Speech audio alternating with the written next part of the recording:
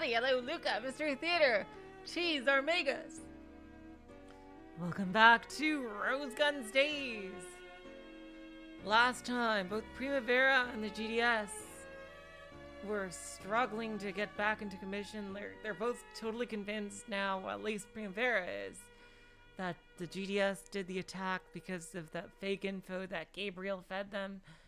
Alan is out of fucking commission, and he will be for the foreseeable future because of what he did to protect Meishui. And, damn, things are not looking up. God, I really, all I want, and I will be just so happy if we can get, like, all I really want from this arc is a Leo versus Gabriel fight. Like, a really badass one, because that's, and I will really just, I will be so happy. That's really all I want from the series. Now, because, like, they have Gabriel as, like, the white-haired, mysterious, you know, villain with a tragic past. And, you know, like, Leo coming back. And I could just picture Rose, like, as soon as she wakes up, like, imagine if the first thing she sees is Leo. That would be super romantic. And, like, he's gonna arrive to save Primavera in their darkest hour, and in the end he and Rose just would retire together. And I still totally think that freaking Julie is their granddaughter. Seriously, that I'm still saying it. That's probably what the whole series is leading up to. And we still have no idea who Wayne's wife is gonna be, which is really weird considering that we know he has a grandchild. So I just, it's a weird thing to delay because we don't even have any new girls, do we? Even hinted at, aside from Jean, and we know she's not his wife. Or maybe she is, who knows? But, it's a weird thing to have because it's hard to picture Wayne, like, wanting to be with anyone but Rose. So, that's something I would be especially curious to see. Like, Wayne fall in love with someone who isn't Rose, given how much, like, he clearly idolizes her. Anyway, let's get back into it.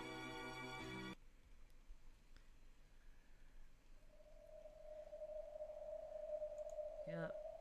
Here's crazy Gabriel.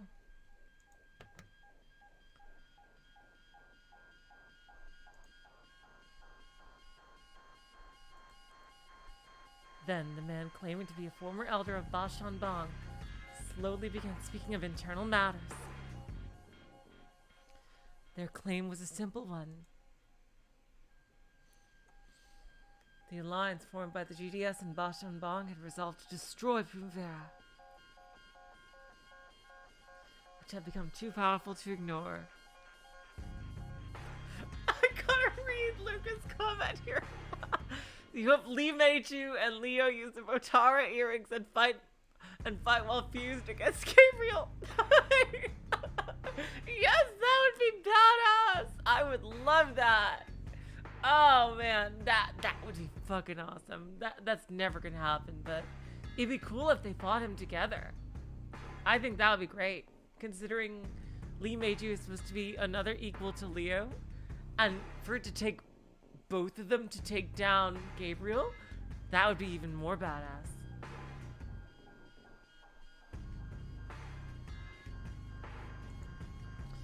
They had worked out a plan by which they could weaken Primavera, stir up internal conflicts, split it apart, and wipe it out in a single swift stroke. Why is the volume really loud for anybody else? Because it's loud for me for some reason. How is the music and my voice volume? Lee Meiju had proposed a strategy. This man who knew Primavera thoroughly had drawn up the plans for Primavera's destruction. God damn it! The Chinese man took a sealed letter out of a bag. The plans were written in Chinese with a fountain pen, and Lee Meiju's signature could be seen at the bottom. They forged his signature.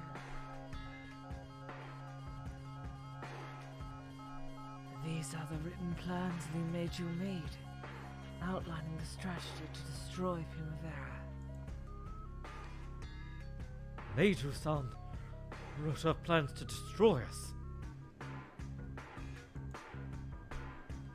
After all, Lee Meiju is the one who was ordered to invade C-23 by Sun Zilong the Father, former leader of the GDS. Guess so. I vaguely knew about it already.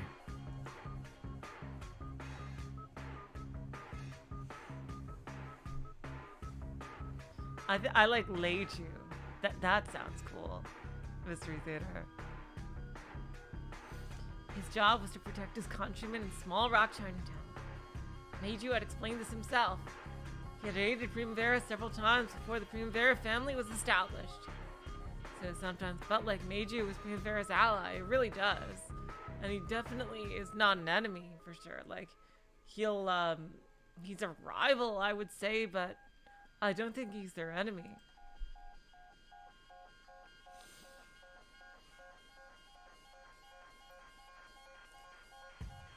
However, they had faintly realized that his true mission was one that conflicted with the very existence of Primavera. Before the Caleb family era, City 23 had been the domain of warlords, with Alfred in the north, Caleb in the south, and several other powerful families lurking about. If foreigners like the GDS tried to make a showy invasion of City 23,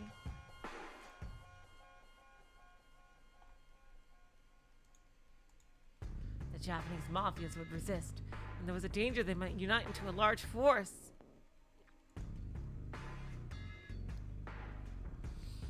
For that reason, Meiju had chosen to encroach rather than to invade.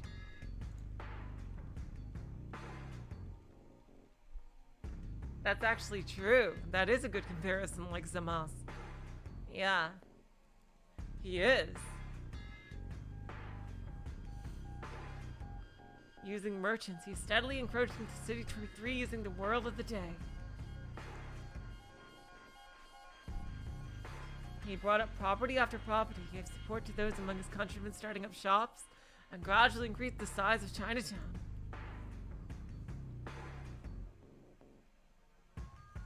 Once a property became part of Chinatown, it was never sold to anyone other than one of their countrymen.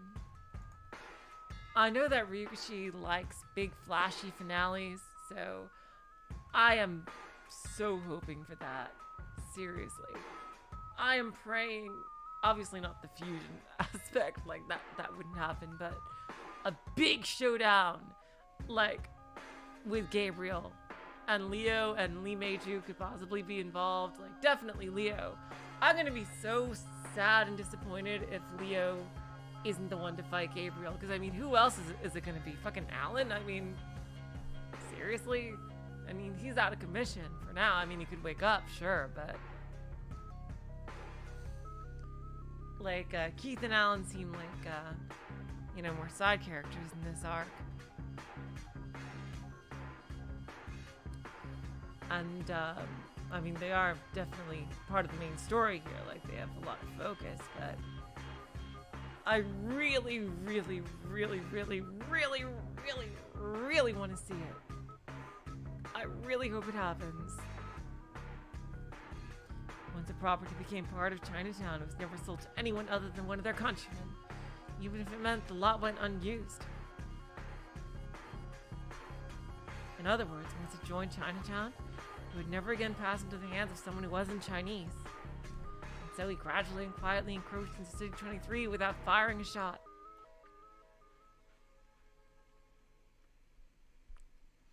However, once Primavera showed its strength in the soy sauce war, their perception of it changed drastically.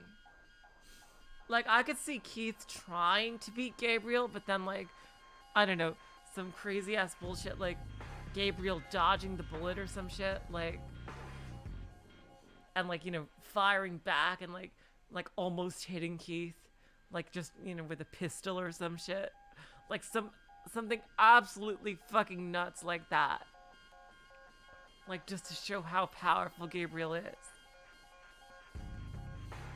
like that. I think that could be something that happened, but I don't know. I definitely don't want the wandering dogs to fight him, because they would definitely die. They're cool and all, and I love them. They're my babies, but they don't stand a chance against Gabriel, really. I want them to stay as far away from him as possible.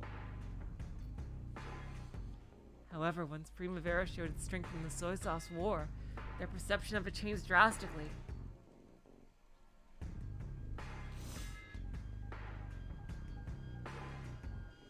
The GDS would switch from its quiet strategy of encroachment to an active strategy. Ever since Madame Rose became the leader of C-23 in Caleb's place, Lee Meiju has been investigating it under Sons of Long's orders. Find out in case of emergency how Primavera could be defeated. Is that it? They're always like that. They pretend they're gonna shake your hand, but they're holding a knife behind their back.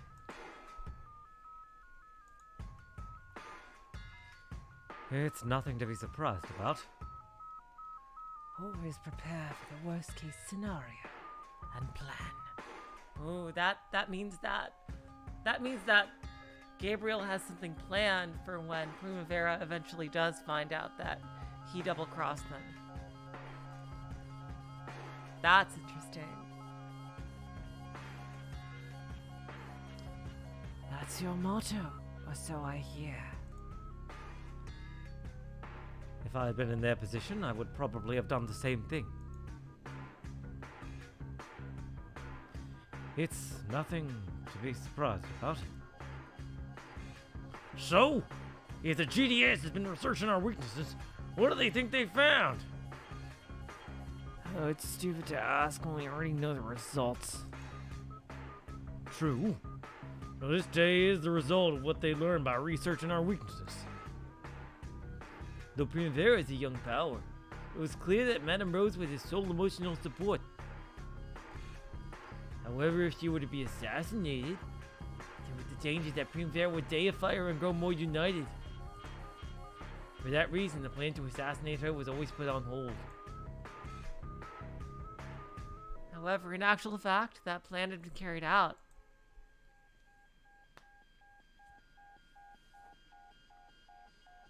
In other words, something had happened to Primavera to make them sure it wouldn't reunite, even if it lost Madame Rose.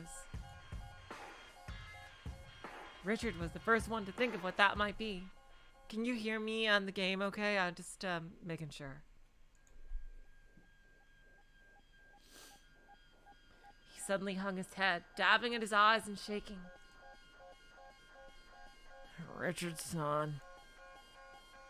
It's Stella. What does Stella have to do with all this?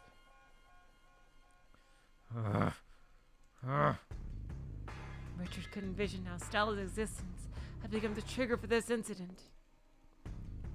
However, he couldn't explain it in words. He could do nothing but moan.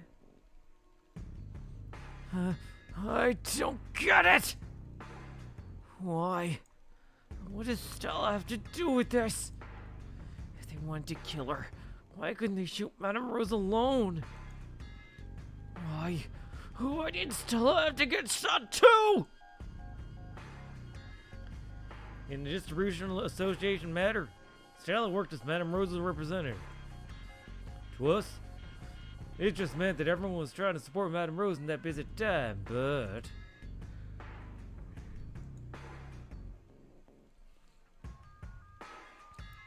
It seems those in other organizations thought differently.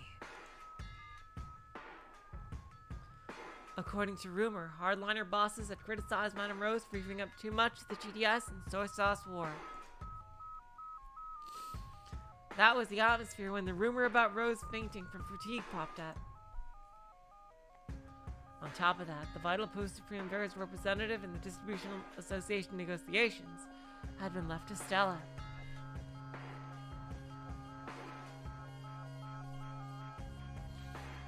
That's true, Luke. They were good friends, so that was another reason they had to kill Stella. Because Lee Meiju and Stella were friends. Yeah, they knew each other. Because Stella could speak Chinese. top ranks of Primavera, this was thought of as a beautiful story. They regretted relying on Rose alone all the time. And everyone swore to support her as best they could together. Stella quit as Lady of the Evening and started helping with Rose's work in full. And this became a chance for Primavera to grow even more united.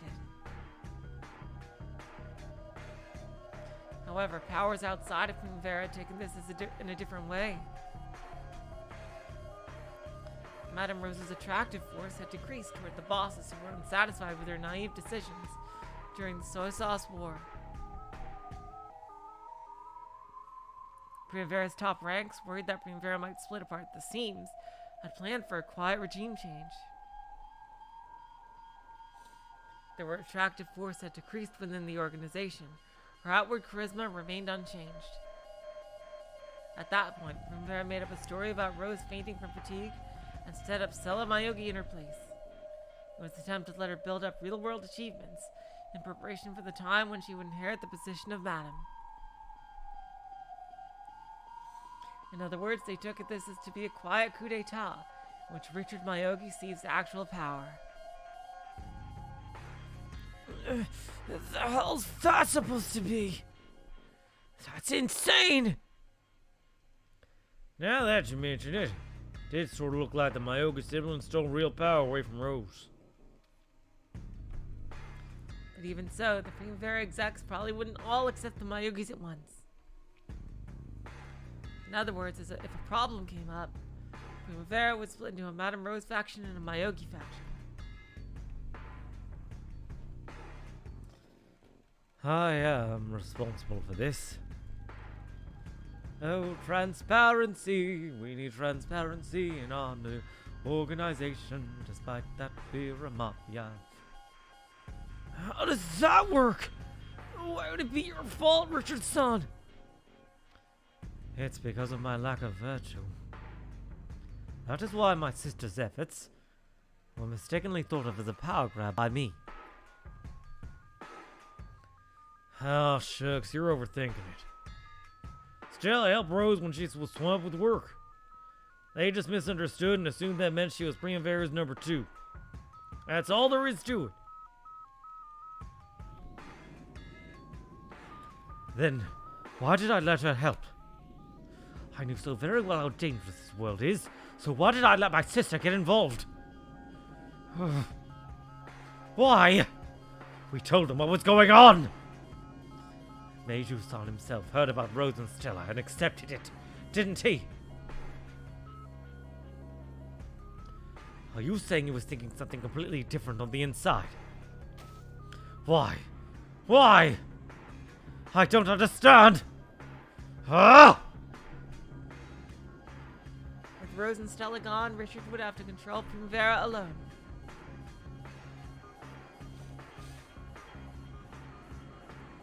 When that happened, Rose's devotees would split into groups depending on whether they acknowledged Richard as a successor or not.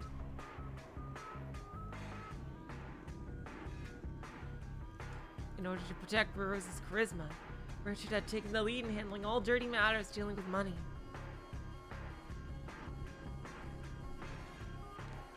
He had also used his position as a moneylender to avoid being taken lightly, playing the part of a high-pressure, typical money grubber while working outside the family.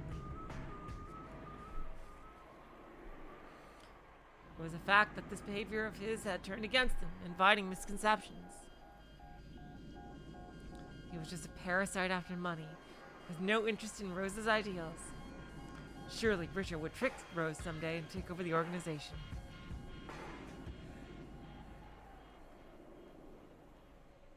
It was true that many people had that misconception. It wasn't like that, obviously. Richard respected Rose from the bottom of his heart, and Rose had been deeply grateful to have Richard there, taking on dirty jobs in her place. However, that was something only the pair of them knew. The world at large, even most of the bosses, didn't believe that Richard truly respected Rose.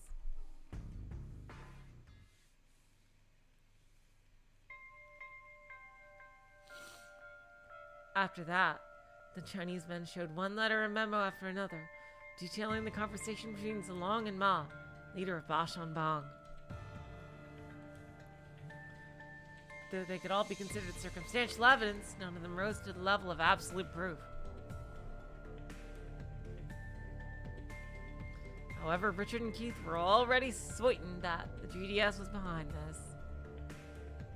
Even Cyrus, the calmest of the lot, was 99% sure in his heart that GDS was responsible, though he had declined to make that conclusion.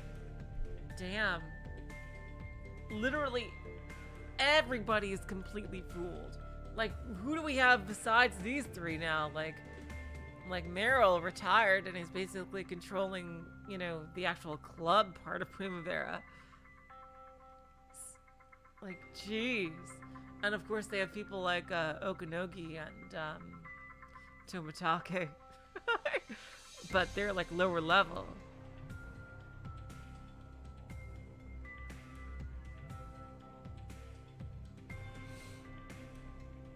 Like, damn. I mean, also Mystery Theater, they have no reason to think Gabriel is a bad person. That's also another thing, but I don't know why they're being, and I think they've also received all this information about Lee Meiju. So, but it really, damn, they are being quite gullible.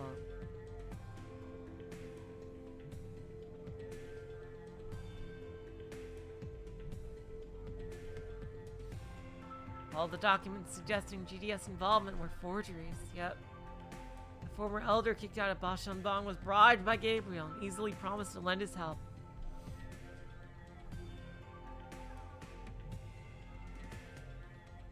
As a man with a grudge against Ma, their current leader, he also hated Sun Zalong of the GDS, Ma's ally.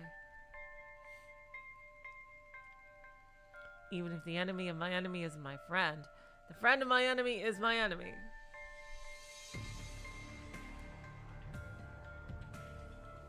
He was a former elder of Bashanbang, so we had detailed knowledge of internal matters. Even another Chinese member of Bashanbang would probably have been fooled by his forgeries. So Richard, who was Japanese and also wanted to avenge his sister.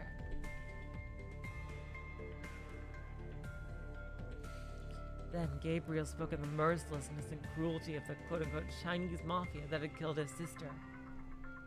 He also pointed out the miraculous coincidence that not only were they both men who had lost sisters, but men who had lost sisters to the Chinese mafia. Oh, so it was the Chinese mafia that killed his sister.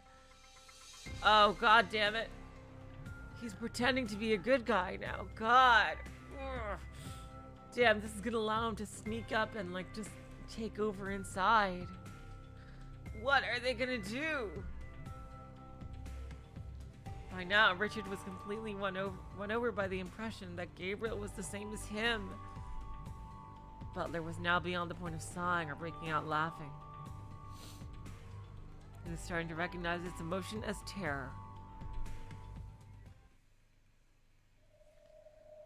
With this, it's clear who killed Stella. Lee Meiju. Sun Zalong. There's no way I'll let all the burdens Stella bore go to waste!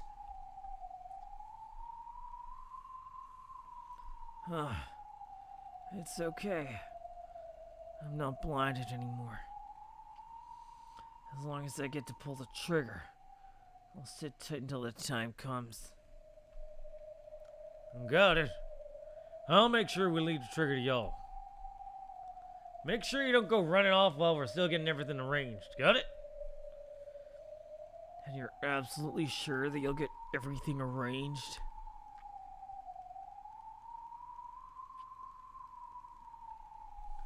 If you strike up some weird bargain or say you'll let bygones be bygones, that's when I'll leave Primavera and do as I please. Don't be so full of yourself, boy! Don't underestimate us.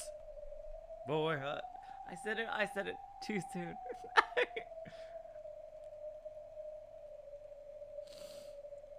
Richard, you're good, right? If even y'all get emotional, we're done for. I mean, y'all getting emotional. Jesus Christ. Hell freezes over. I am calm. During the Soy Sauce War, Rose taught us how to follow the rules of the criminal underworld and protect our countrymen. I intend to do nothing more. I mean, all that about spring vegetables making themselves bitter?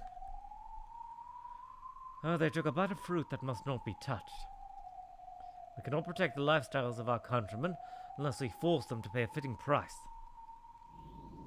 Ooh. Oh no.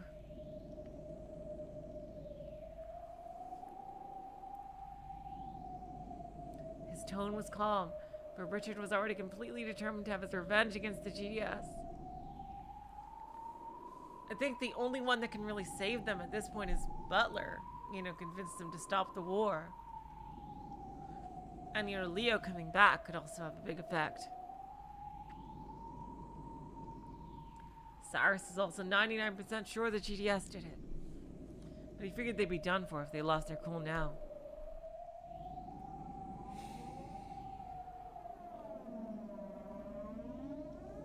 However, they were all sitting on the palm of Gabriel's hand now. Gabriel had predicted all of these developments. Yep. So in response to a look from Gabriel, Butler said a line he'd been prepared with earlier. Well, to be fair, even I think it's a bit early to go accepting this blindly. Damn, fucking hell, Gabriel! Wow! He's doing a double bluff here. After all, we know how things go. It could be this former elder just made it all up in order to get back at the people who chased him out. Wow, Gabriel has really thought of everything. He's bringing up this possibility now and so we could shoot it down later. Oh my god. True. Given the state of things, 99% is not enough. That's right. I'd like proof that the letters these geezers brought are real. And when you decide they are, you'll definitely issue a proclamation of war. Right, Grand Boss? Of course! If these are real, there's no need to show them any mercy. So, how will you prove the authenticity of these letters? Well, as to that, even the Chinese men were at a loss how the documents could be proven. But that wasn't a problem. He probably thought of this. If the ones presenting, the letters offered proof, it would still look suspicious to a degree. But if someone who's supposedly a third party offered proof, yep, Gabriel is a fucking master liar. He's Beatrice level lying. As good as her, seriously.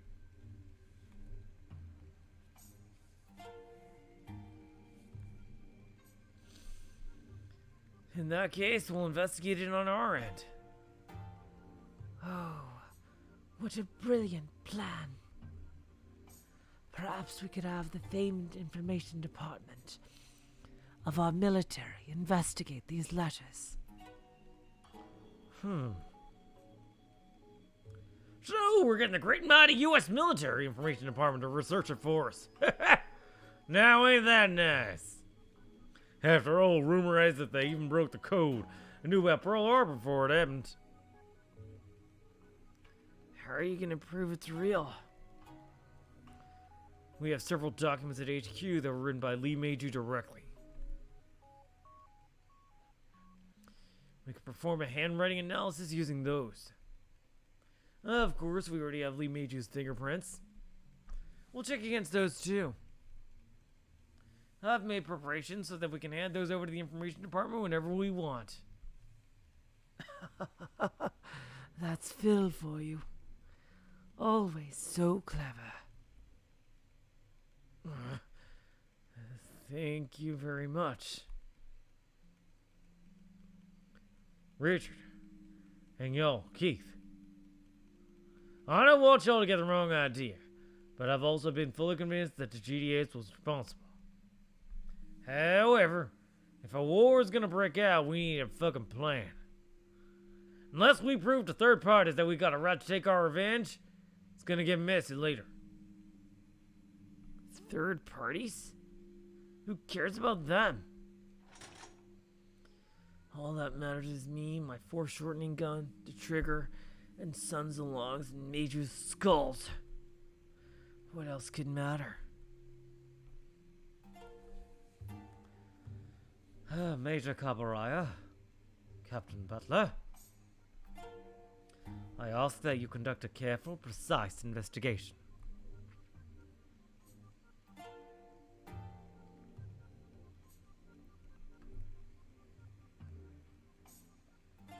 Into whether this evidence is legitimate or not.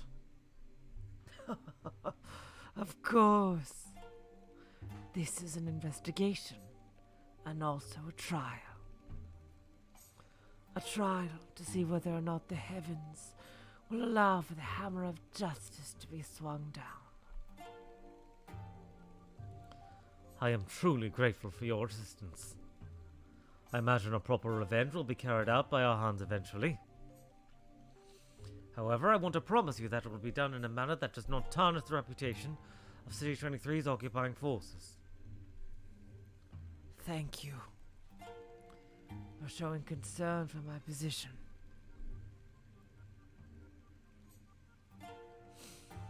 But I believe I told you.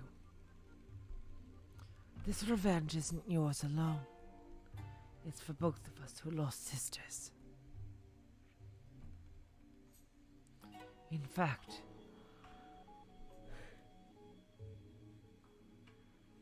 I'm the one who wants to show concern for you.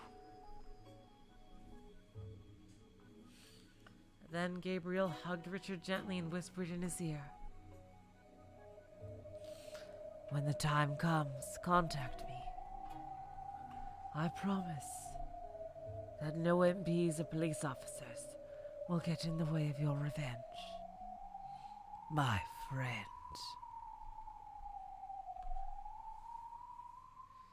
Damn! Wow! How conniving.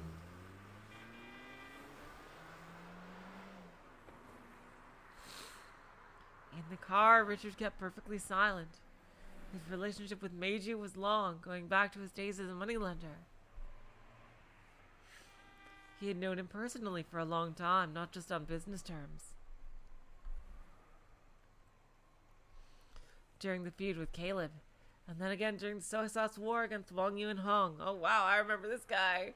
Yep, these are the first two bosses. Each time, Meiji had saved them, that is true. Though he had thought himself to be fully aware that true friendship couldn't exist between the races, somewhere in his heart he still wanted to believe that Meiji alone was different.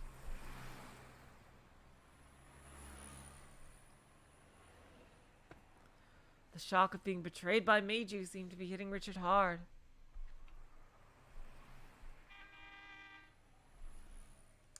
Keith also remained silent, but in contrast to Richard's empty eyes, his eyes were sparkling. It was only natural. He now knew who had killed Stella and Alan.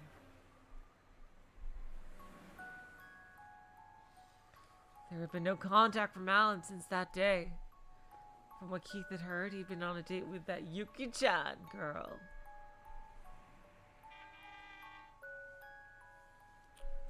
When Stella was shot and Yuji was carried to the hospital, Keith had assumed that all this activity had gotten in the way of Alan contacting him.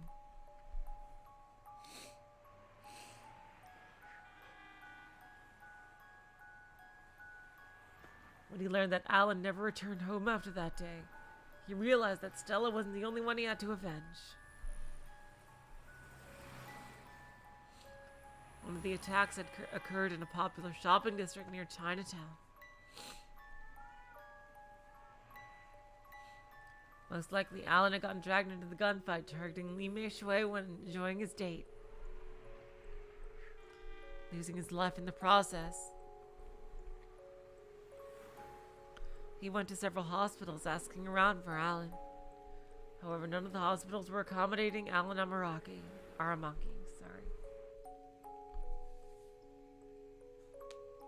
This was the era they lived in. There are apparently many corpses that still hadn't been identified. According to some sources, the occupying forces, in an attempt to tuck away their crimes, had already cremated the bodies, plunging the cases into darkness. It would probably be impossible to find even Alan's corpse. Alan. I'll avenge you too, no matter what.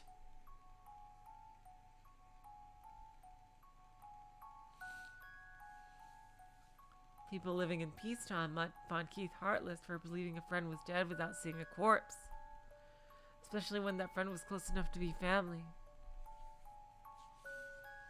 However, on the battlefield and in the prison camp, he had lost many friends without even getting a chance to tend to their wounds.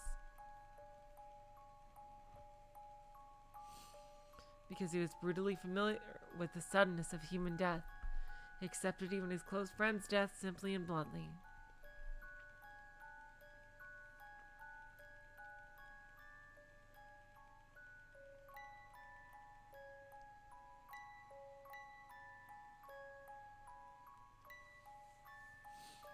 Even if he quickly accepted that his close friend was dead, that didn't change the strength of their friendship, nor the sadness of his loss.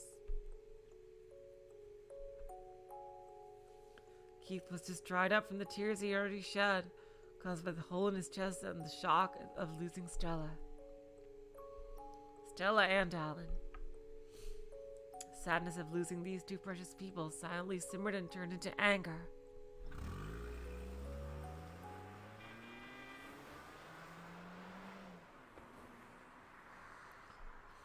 The Major must have been harboring a grudge against the Chinese Mafia for taking the life of his sister.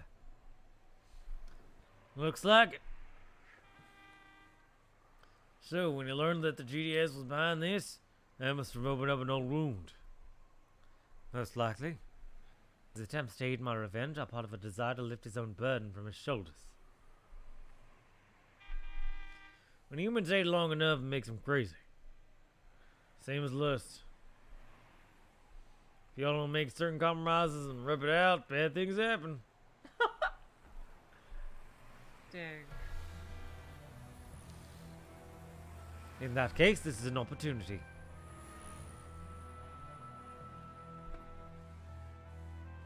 This incident, which has the Major remembering his sister's death and becoming emotional, is a unique opportunity.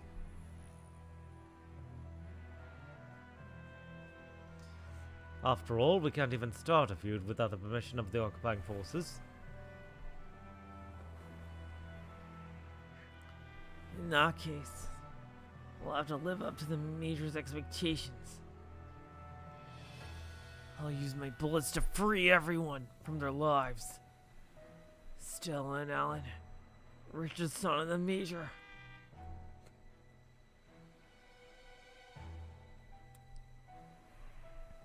And myself as well, of course.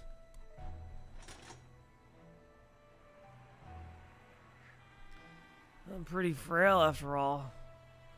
Can't keep my fist raised while carrying that anger forever. But I will at least hold myself back with reason so it doesn't cause trouble for Primavera. Keith, make sure your gun is always ready to use. Of course.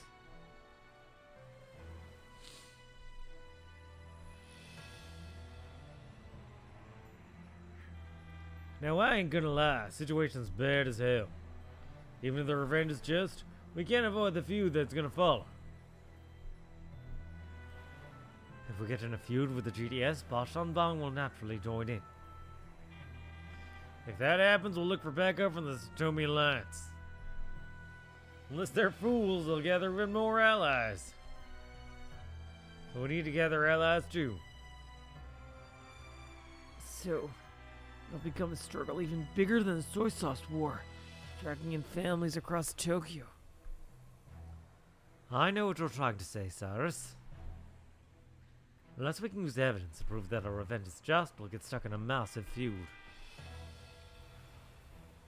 Yep, that's it. Even in the past, when samurai took revenge on someone who killed one of their relatives, they need to notify the government.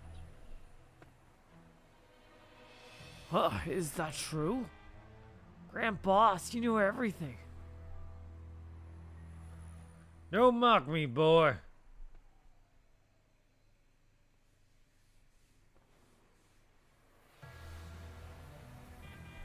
The underworld spanning nationalities had no moral code besides money.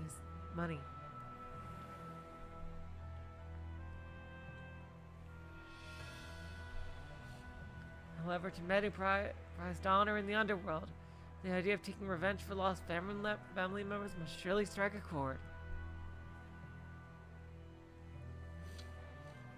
Even if they could use evidence to verify that their revenge was justified beforehand, it could minimize the scale of the feud.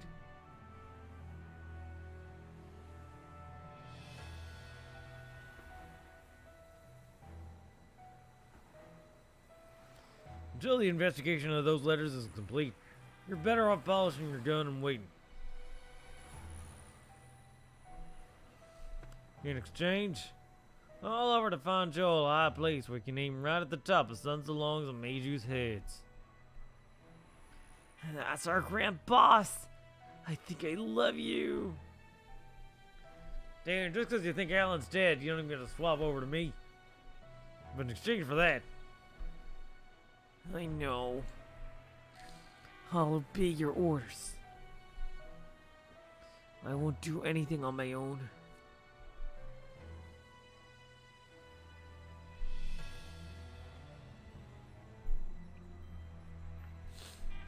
Lee Meiju, Sons Along. If you think Primavera is impotent, you are gravely mistaken.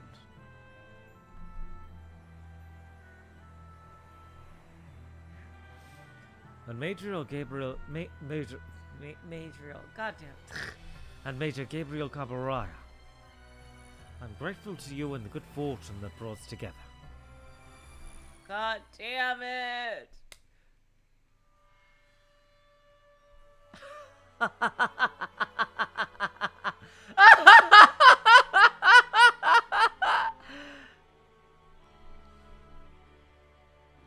It was okay for me to say whatever I want, right? As long as it wasn't in Japanese, it didn't profane angels. Huh? Yes. Very well, Phil. I give you permission to say anything that fulfills those two requirements. But right now, I'm in a truly wonderful mood. Yes, how could I describe it? I'd like some superb wine, superb music, and superb caviar. And I'm sure you'll give it to me, Phil. Please, Phil, use that small tongue of yours to give me a chirping that will match my mood.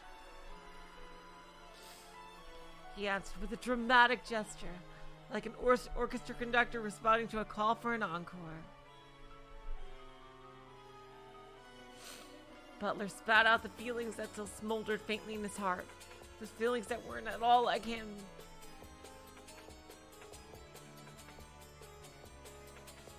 A man like himself who would willingly stain his hands in corruption said these words. Surely angels would burst out laughing and demons would sneer. However, there were no angels or demons here, so he had to speak up for himself. I can't believe you managed to call Richard your friend so easily. You're the killer, but you really did a wonderful job pretending to sympathize, didn't you? I wasn't pretending. I sympathized with him from the heart, didn't I? And Stella and Rose, just a few days ago they greeted you with smiles on their faces, didn't they? They did. It was quite seductive when Miss Stella desperately tried to show off her cleavage in a sexual manner. You exchanged words and chatted together. They even show respect for you. Of course. Even I've arranged for scum to part ways with life. Oh, God. Of course, even I've arranged for scum to part ways with life on multiple occasions. But I could only do that without worrying over it because they were scum. If I'd spoken with them, if they'd shown goodwill towards me, if they had been women, then no matter how villainous they may be, I'd at least hesitate and be unsure, right? Anyone would, as long as they were human, with red blood flowing through them.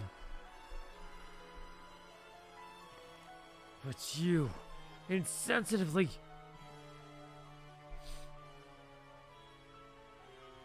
Phil, you like farces a lot, for someone so strict about other people's farces. Well, even I am human.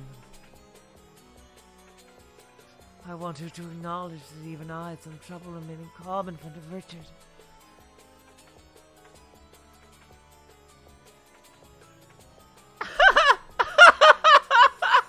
After all, it was all I could do not to burst out laughing.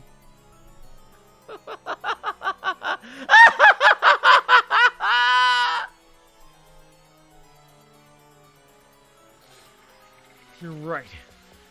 It was a mistake of me to insult you by profaning angels. You're no angel. You're a demon! Very nice.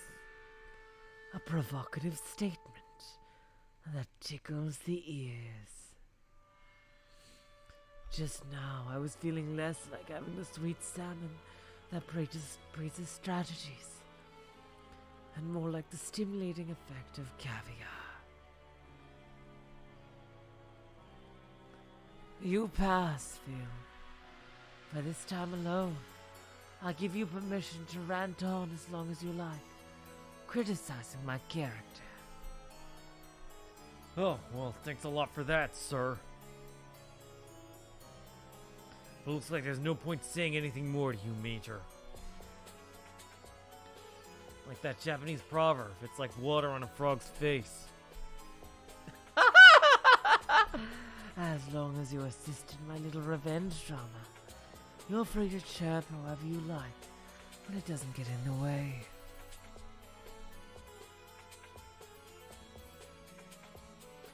Without that sort of outlet,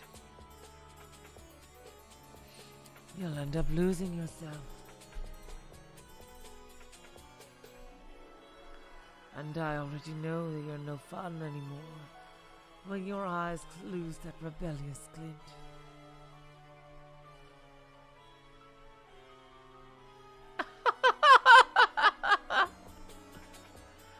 I hope you don't expect to die a decent death. Oh, goddammit, that was... Like, if you don't expect to die, just a decent death. I know this is silly, but you don't really expect to die a decent death yourself, do you?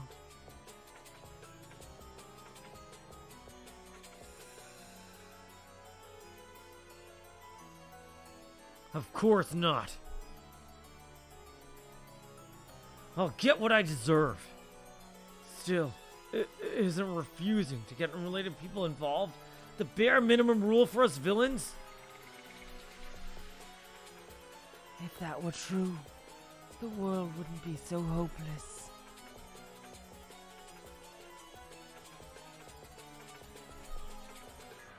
However,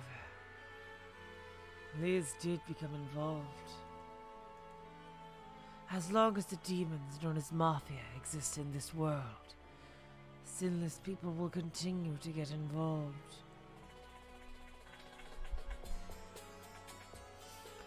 Even those who bear no sins are facing that risk. In that case, shouldn't you villains with your hands steeped in evil bear even more of that risk than the average person?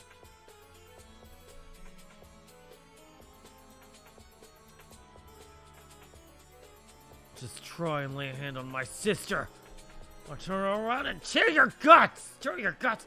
Oh my god, Angie exists in this world! Whoa! Oh my god!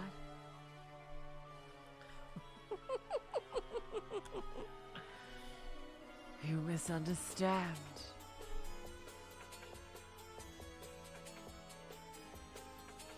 Whether or not your sister lives, a life blessed with fortune is not for me to decide.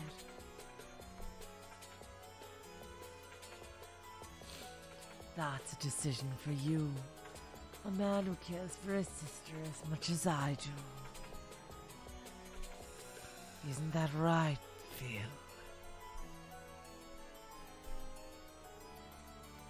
Butler had a little sister in his home country. Unlike him, a man with both hands dirty by personal greed, his sister was a person to be proud of, a girl who had lived a blameless life.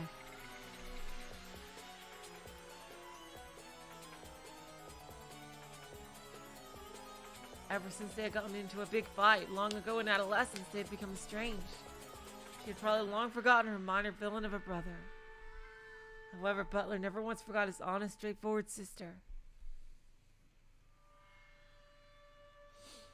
Butler's information web and underworld contacts had been essential for Gabriel's revenge drama.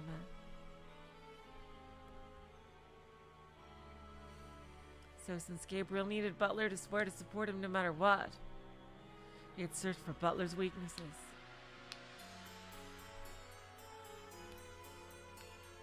Since the man he needed as a pawn also had a little sister.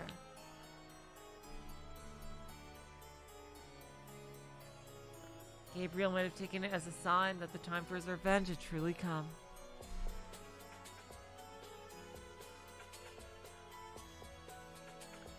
At the moment, Butler's sister was engaged to someone she met in college. The family of this man was strict and famous locally, but not as famous as Gabriel's family on his mother's side. I wonder who it is. Who would Angie be engaged to? I really hope it's not, or at least if in this world, if it is fucking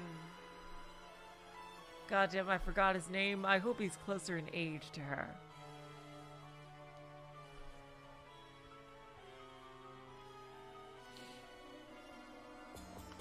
The man's father was an important member of city council, and it was rumored that he was beginning preparations to run for mayor. At a time like that, what if it went public that Butler, the brother of his son's fiancée, was suspected of involvement in a corruption case that would shake the foundation of the GHQ? The engagement would be called off. Of course, their relationship would end too.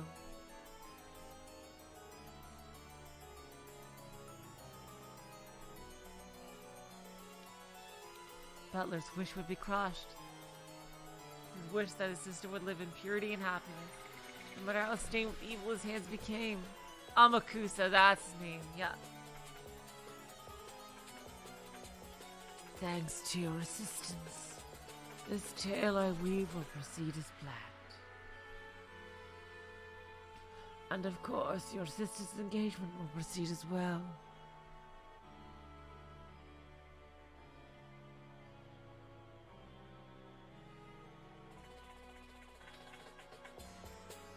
Of course, when the wedding comes, I intend to send a congratulatory telegram as your superior officer.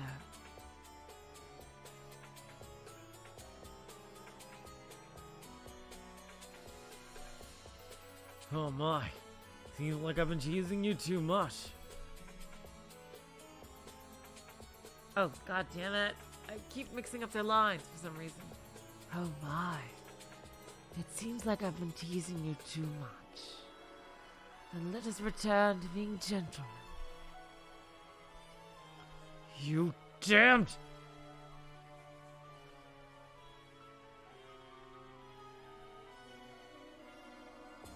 Butler swallowed his words.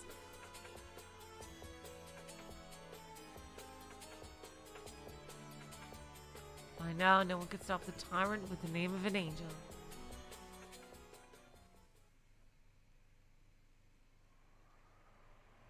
Oh, wow.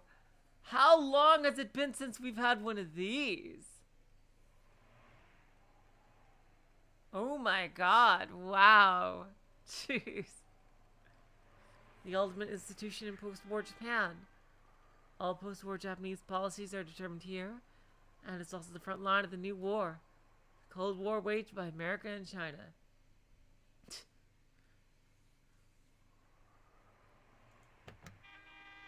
GHQ.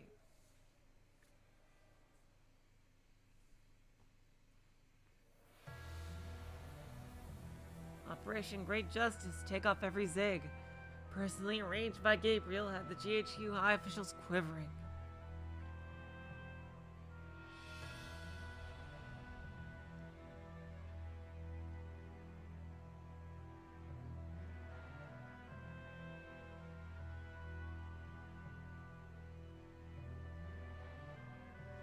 None of them had imagined that such an exemplary elite officer could have carried out a plan that left so many city folk as victims.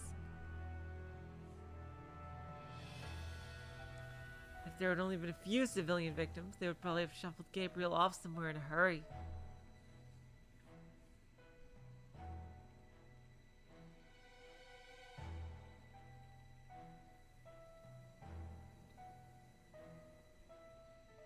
However, Gabriel understood that their temperaments even better than Butler did. Dang! Given the scale of the situation, they had no choice but to conceal it. I'm gonna keep using this stream title until it actually fucking fits. But I will change it before the stream's over. I am so sorry, you guys. I really thought Jean was gonna come now, but she's waiting in the wings, apparently.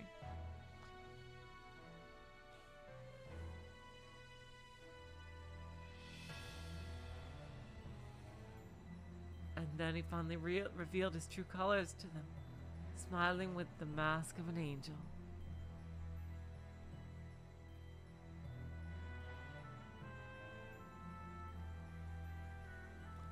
I can't believe it. I don't have a clue what you're talking about. No, sir. Please don't misunderstand. This is without a doubt me threatening you. Oh my god, wow, what a line. What a line was that? Holy fuck. If you have any desire to enjoy an honorable retirement.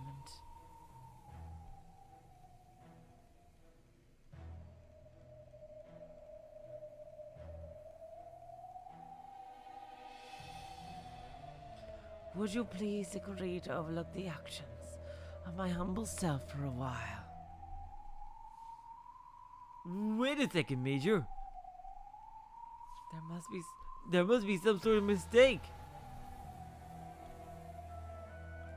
A mistake. Now what could that possibly be?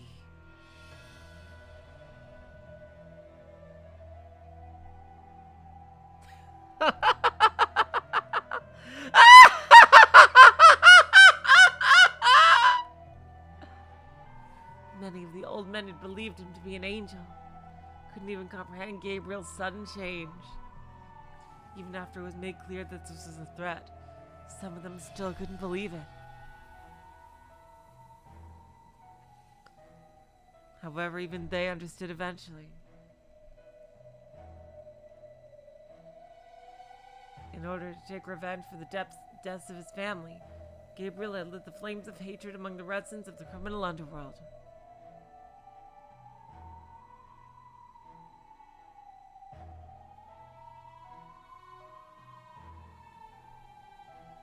He saw that his angelic mask and all of his career up until now had existed for the sole purpose of this revenge. When they recognized that, they finally understood Gabriel's madness. He's chaotic evil. Or chaotic, like he's sort of chaotic evil, I guess. That man really intended to have revenge against the criminal underworld at the cost of his own destruction.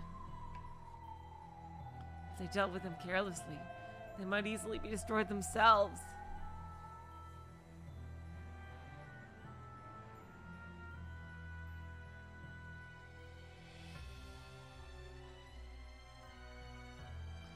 there you have it. There may be several considerable disturbances in City 23's near future. However, I will take responsibility and quell them all.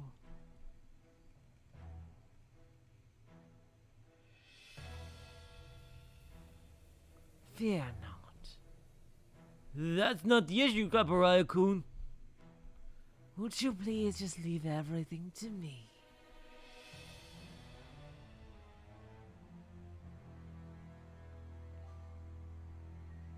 That is, if you ever want to brag about your work to your beloved grandson, Thomas Schoon, once you retire or return home.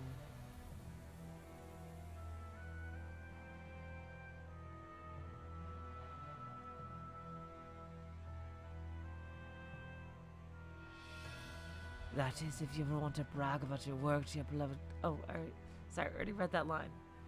You have nothing to gain by making a fuss. Gabriel-kun. He has planned out everything. None of them had anything to gain by making the disturbances bigger. If they got in the way of what he was about to attempt, everyone would be destroyed equally. That was the warning Gabriel had given them.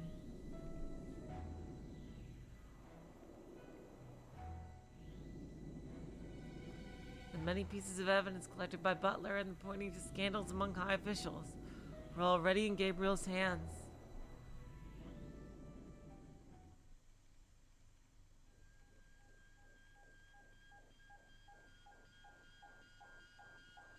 The high officials, now aware of his true nature, hurriedly discussed how they're going to deal with this. The elections of universal suffrage planned to start next year will be a true showdown of American and Chinese control in Japan. If that was preceded by leaks of dozens of scandals among high officials, it would become a problem so large it might damage U.S. military influence in Asia. The staff officers discussed this at length. But in the end, all that time was wasted on them reaching the simplest possible conclusion. Sure, go ahead. That conclusion was that obeying Gabriel and settling this matter peacefully was their best course of action.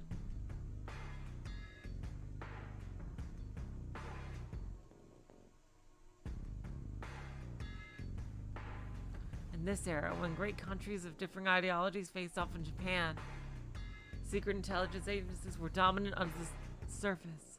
Dormant, it should be, under the surface. Working out of sight. One of their main duties was to smooth the process of political maneuvering in Japan by gathering Japanese spies.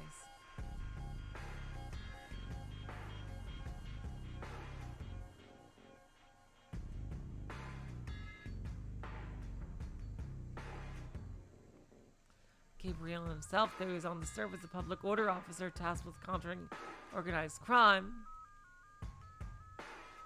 had been given such a secret mission. The plan was for him to win over or threaten Japanese mafias, then make use of them as spies for America. For that reason, he had been given great authority as an officer working for a secret institution.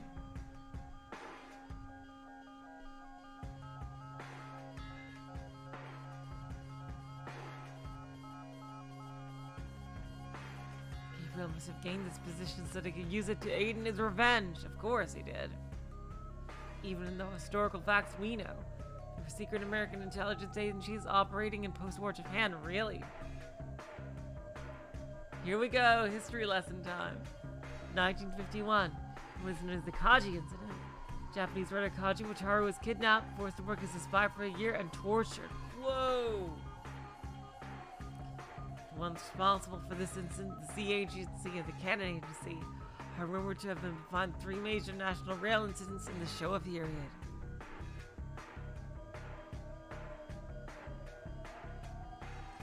Take the Kuiwasa Kite, a beautiful Western-style house in Tokyo's Taito City, which is open to the general public. It's unlikely that many people today know the historical fact. It was once the headquarters for the Cannon Agency. The activities of secret intelligence organizations are always buried in history. The men of this era would probably make the same choice. That's where the mansion's pick is from? Oh, welcome to the stream, Guppy Force, by the way. That's the Ushiromiya mansion. Whoa! Oh, no, it's not. Okay. Sorry.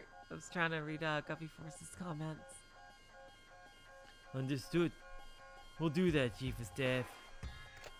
Oh, the chapel pictures were from that. Still, but not the mansion itself. Still, that is pretty impressive.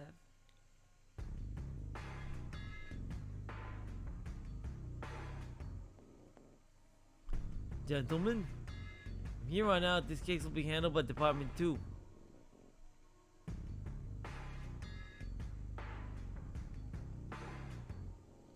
None of you are to interact with Major Caporai in any way, or else he will probably fucking kill you.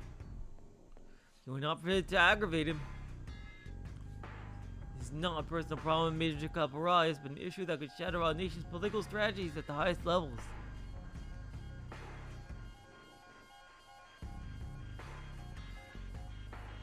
Gabriel was far more cunning even than Butler.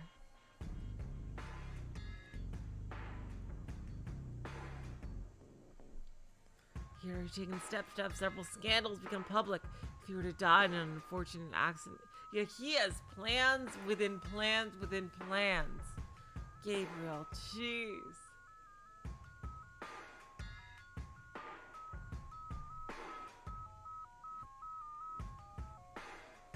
If that happened, then the Chinese who controlled half the country would probably make a huge deal of it and investigate.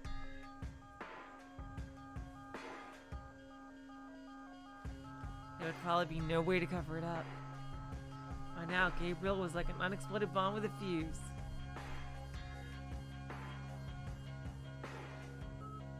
And his authority was far more than strong enough to blow up the GHQ, leveling it down to its foundations. Whoa! The only way to deal with this unexploded bomb buried beneath the GHQ was to cautiously and slowly remove the fuse in the face of death.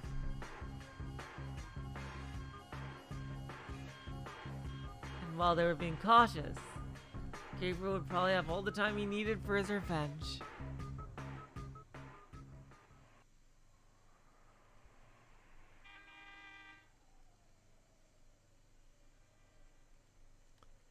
Dang, oh my god, that seriously, so much is going on. I will take a quick bathroom break right here. You know what, I don't want to leave you guys in silence, but I will be right back.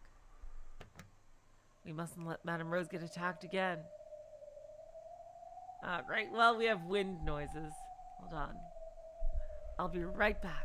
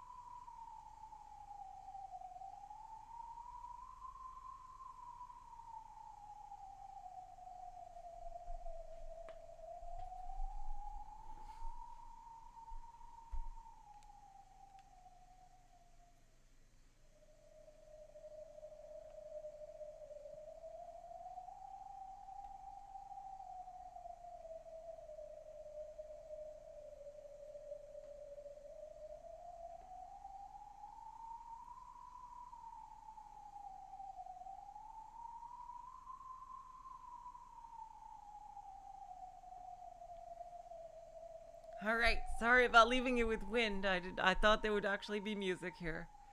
Thanks to the operation, Madame Rose managed to cling to life by a thread. However, the fatigue from all her hard work had left her body's endurance and resistance at a level disproportionate to her age. Oh god. Yeah, she's not going to be able to be leader again, clearly. Oh no! Beyond the bullet wound itself, various complications arose in her internal organs. She might not be able to give birth. Well, there goes my Julie theory, if that's true. She remained in a comatose state. The city folk had already learned about her being hit by a sniper. Oh, hello, Burncastle. Welcome to the stream.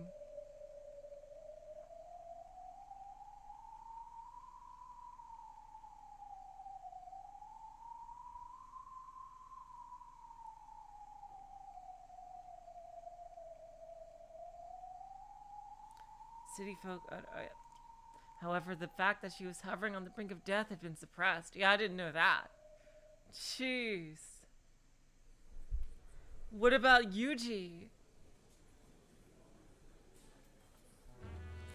Thank you very much, everyone. Thank you so much for your concern. Rose is completely fine.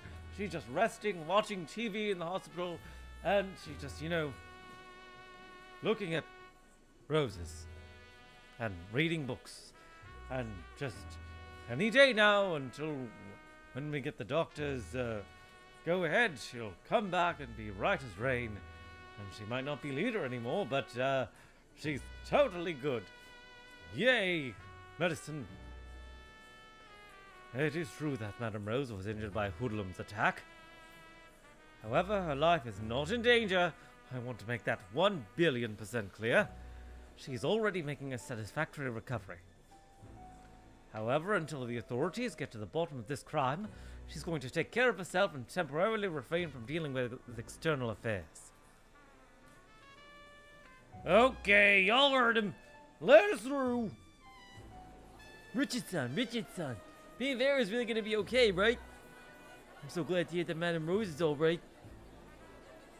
Yeah, it truly is such a relief. Madame Rose's charisma was the foundation of Primavera. Though Richard had more talent in practical matters, Primavera couldn't exist without Rose. Yep. Yeah. Primavera is Rose at this point. I don't know how the hell Jean, just takes the reins this late in the game. Or how... But, seriously.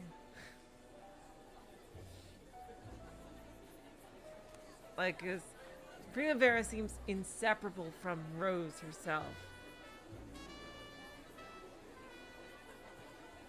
Right now, Richard's biggest job was to somehow calm the people who had been shaken to learn that Rose had been shot.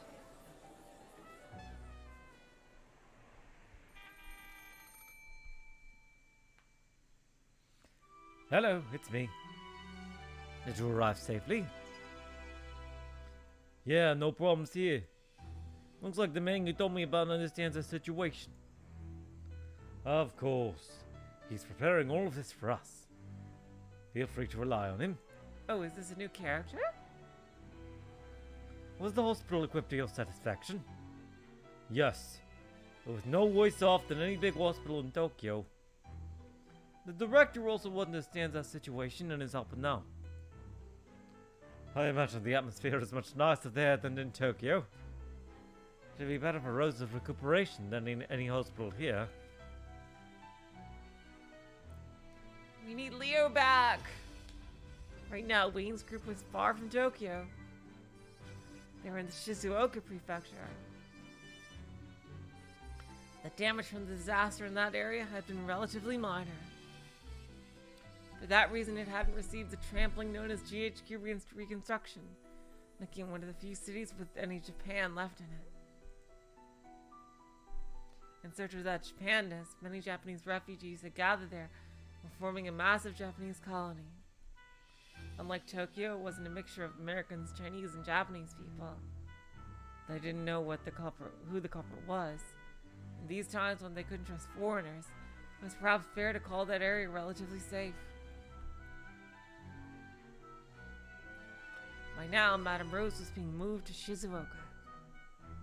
Well, that's good. Hopefully Gabriel doesn't find out. Hopefully Richard doesn't go like, You know what? We need to trust someone with this information, and I must. The only person I can trust with this is my brand new bosom buddy, Gabriel, the greatest person who ever lived. Surely, if I am to trust one man, it must be that gold-hearted angel Gabriel. oh god, I really hope he doesn't do that. Can we really trust the people here? Imagawa-kun, the gang leader who greeted you, is a man I've known since... Oh, Imagawa-kun, the gang leader who greeted you, is a man I've known since my days as a moneylender.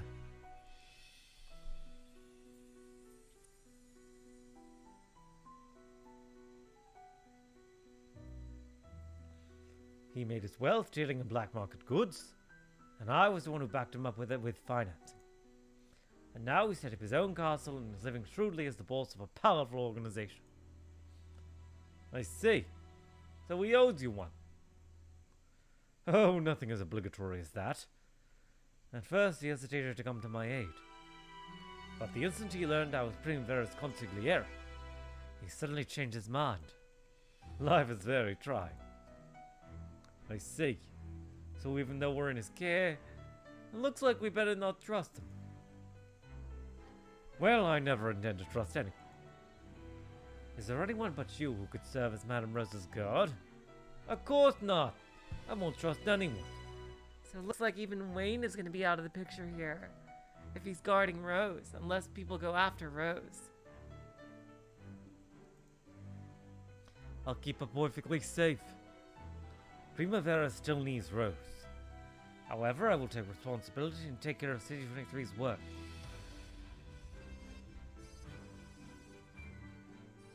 If Rose wakes, I'd like you to tell her that, and tell her to focus on her recovery and peace. Understood. I'll protect Rose-san even if it costs me my life.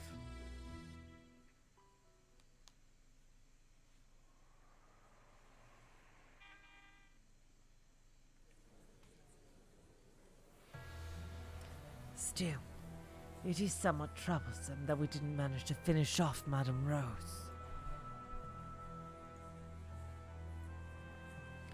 If she recovers, Primavera probably won't dance to my tune. Oh god! Oh god, I hope I didn't just predict the future. Oh god.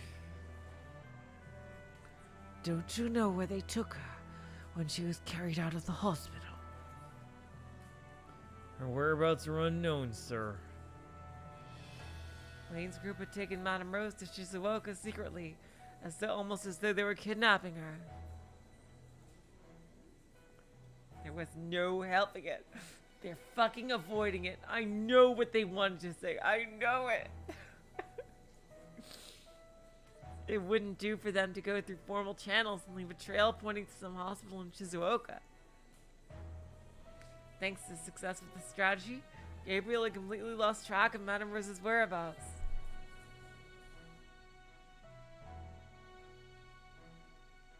Unless he pushed Richards into a feud before Madame Rose returned. Gabriel's plan would melt away. Though she had made bold decisions in the soy sauce war, she was prudent enough to never take action without meticulous planning and calm decision-making. It was very possible that this prudence of hers might see through the forged letters. However, if Madame Rose didn't return, the letters would do splendidly.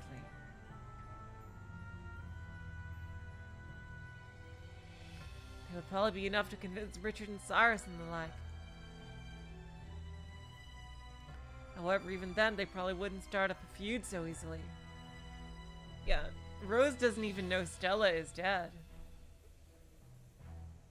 Surely someone would suggest that they might as well wait for Madame Rose to regain consciousness before making their decision. Ah! Hey, look! I'm in the story! I'm in the story! Ah! Leaders such as Wayne and Merrill, who had made much more solemn oaths of loyalty to Rose than Richard, would probably say that and delay the decision to start a feud. Richard! Shut up! If they bought themselves time, that alone would help Richard regain his composure. It was also the possibility that the forged evidence wouldn't work, and it was also conceivable that someone could somehow prove that the GDS had been framed. Alan might be able to do that. What a pain. Truly it is. How truly troublesome that we didn't finish off Madame Rose. Even as he said this, Gabriel's face only looked like someone impressed by a brilliant chess move made by his opponent. Yeah, that's exactly what this sprite looks like.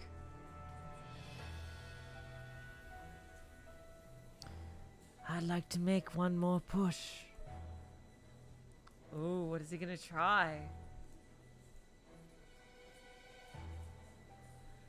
Do we have any suitable pawns, I wonder?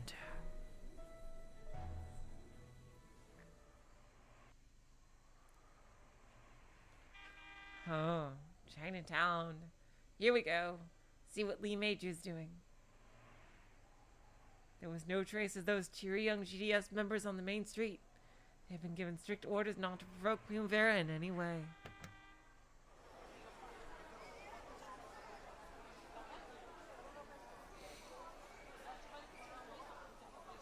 We got multiple sources of info saying that, and everyone believes it. We're trying to track down whoever said it first. Who here first said that the GDS was responsible for this crime?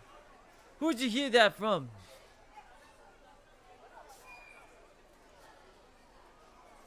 I believe it was,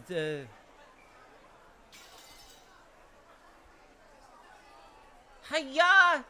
You misunderstand, you misunderstand!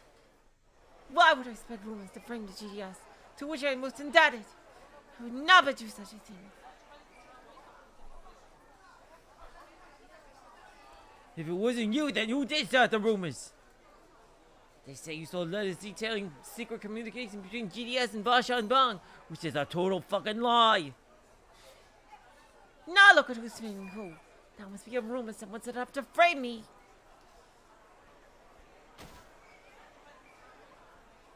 Why don't you just spit it out already? Who started saying we were the ones responsible for that incident? We're already gotten the Japanese information peddlers to spill that they got it from the Chinese merchants. We've heard that rumor too, but it definitely wasn't us.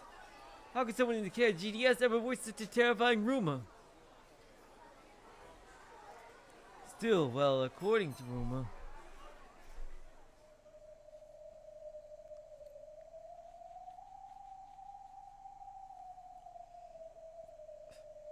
Alan.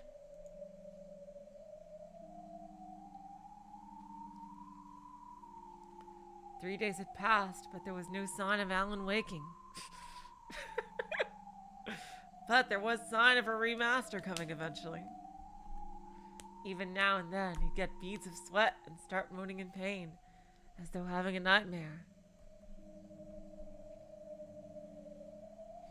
Mei Shui couldn't do anything but wipe away that sweat. that sweat means the bad things inside his body are going out. He's recovering on schedule.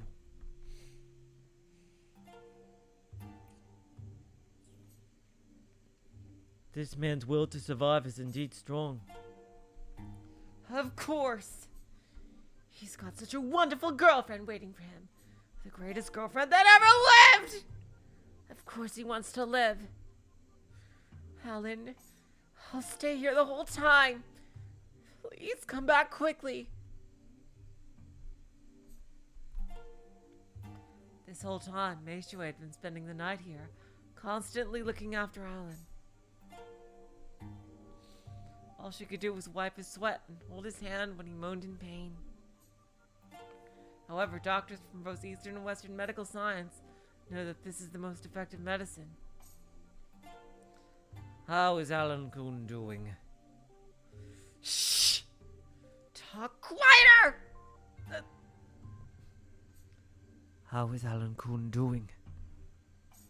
His sleeping face seems somehow more peaceful than yesterday. He's okay. I believe it.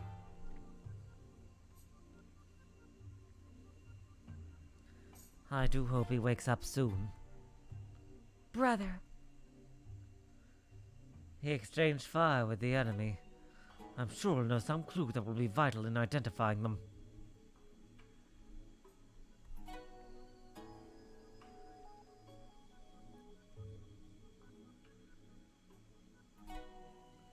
Have you been able to wipe out that rumor that the GDS was responsible? I'm afraid not. I can't imagine that any of our countrymen will betray us. Some people claim that there exist letters detailing a secret correspondence between us and Bashan Bang. Some even claim to have seen these themselves. Do they actually exist? Of course not. Someone probably forged them to frame us. If it's a forgery good enough to convince our countrymen, there's no way a foreign race could have made it. Exactly. There is a traitor amongst our countrymen who seeks to frame us. Could it be someone in the Elder faction you and the others chased out? Dang!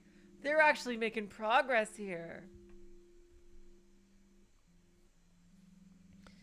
I can't deny the possibility. It's probably the remnants of the previous generation, in either our group or Bashan Bang. So they're harassing you to take revenge for getting kicked out? Stupid Council of Elders bullshit. It probably would be possible for them to create these forged letters, but they could not have gathered so many troops. They must have looked for assistance from a group that stands opposed to us. So does this mean there's going to be another underworld feud? And once again, people will get hurt, and girls like me will end up crying over and over again. When will you men stop playing war games? It'll never end, will it? It's because you men keep starting war after war that we can't hold hands together!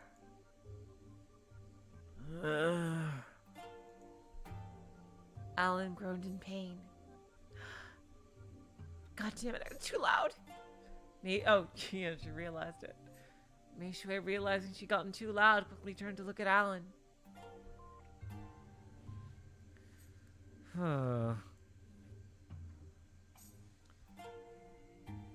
Those who accept defeat or run from a fight are always destroyed. Peace does not refer to a world without war. It merely refers to the gaps between wars and the walls of peace. Get out. Neither I nor Alan need to hear what you've got to say. As you wish.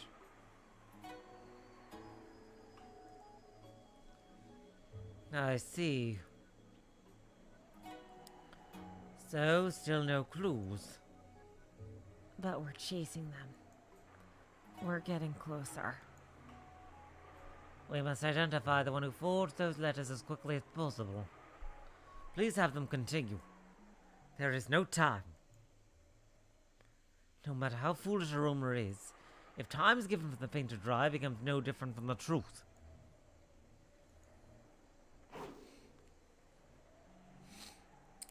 Oh, thank God I have my own personal kunoichi. City 7, last one. Old Sumida City. This whole area, once a shopping district with a distinct Tokyo atmosphere, now showed few if any remnants of Japan at all, much less Tokyo.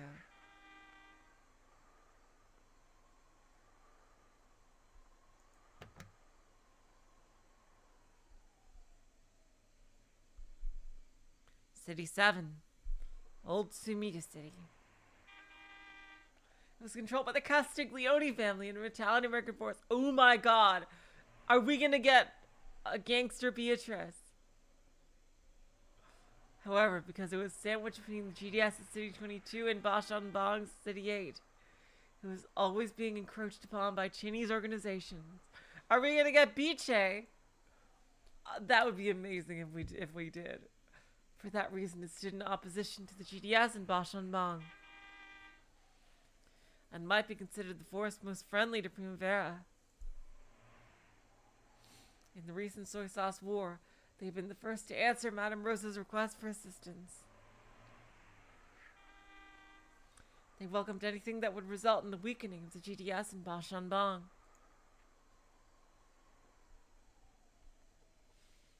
In other words, they stood the most to gain from a feud breaking out between Primavera and the GDS.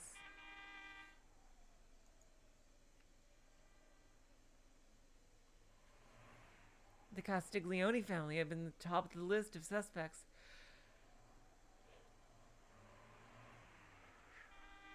In the minds of every one of the GDS execs.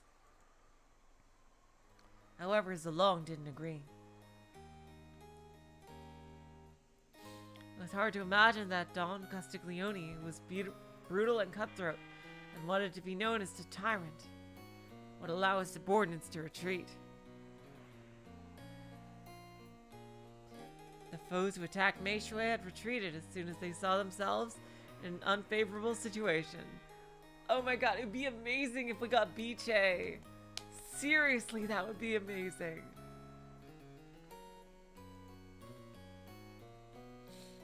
And judging by the efficiency of their retreat, they clearly must have been given position to retreat beforehand. So most likely the Castiglione family hadn't directly carried out the deed.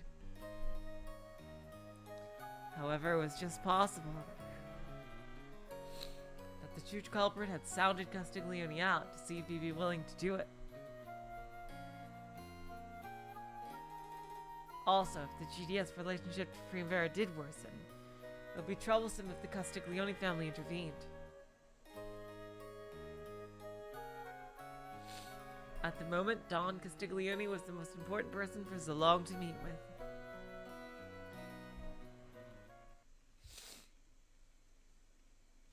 I heard about the incident with Richard's sister. It seems the funeral will be held Sunday. It's truly saddening for that to happen to one so young. True. I saw it once at the party making Primavera's establishment. The massive valley of her breast was quite alluring. If I met her in heaven, I'd definitely take a piss.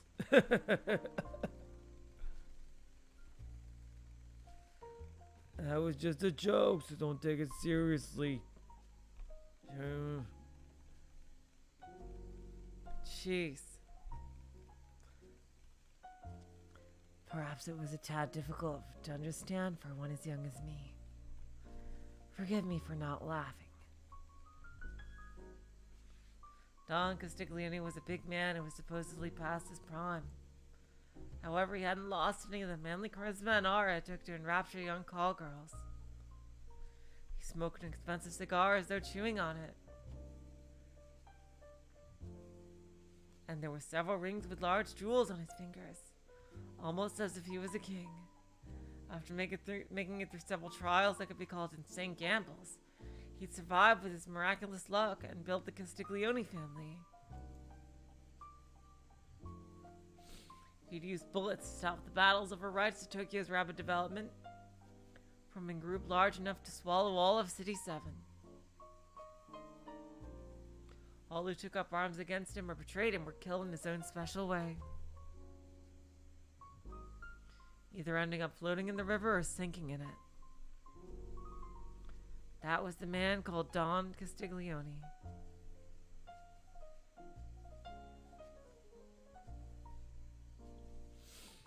I can guess why you've come here. I'm impressed by your powers of deduction, Don Castiglione. I had nothing to do with that attack, and I don't know anything either. I thought as much. I I can't imagine anyone coming to you for a job as delicate as igniting a feud. You got guts, kid.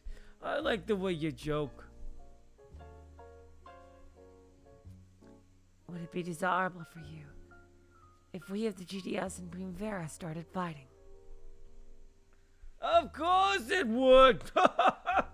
Who complain if pizza dough and tomatoes start fighting it out in the oven? Or, that's what I'd like to say.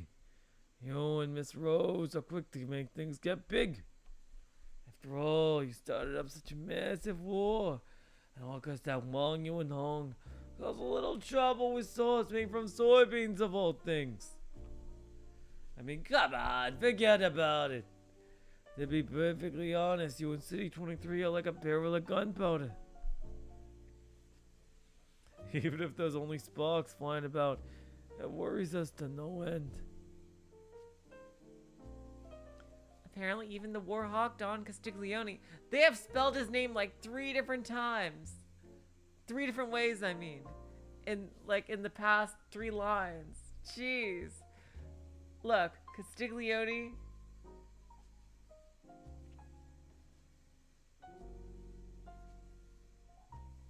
Castiglione. And I can't even scroll back further. I could have sworn they said it as Consiglione. Like, seriously. Pretty sure it's Castiglione because it's a reference to Mineko.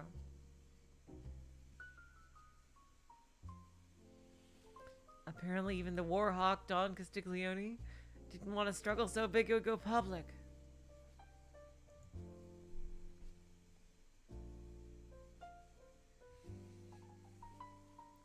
Since he had a tight relationship with the occupying forces, he couldn't do anything that would sour their mood, such as putting public safety at risk.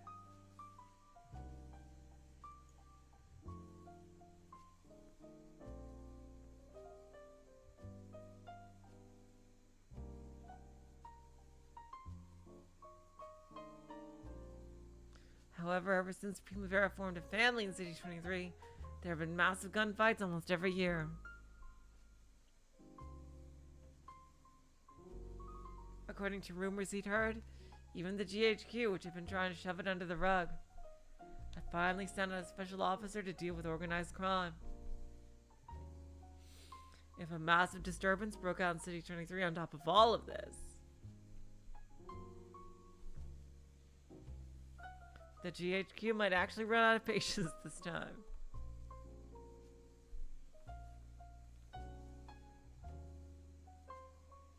If that happened, there would probably be a heavy crackdown on underworld forces across Tokyo, not just in City 23.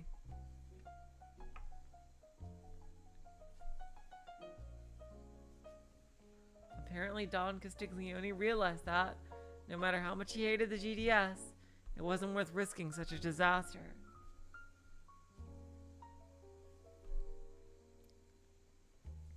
And it isn't just me.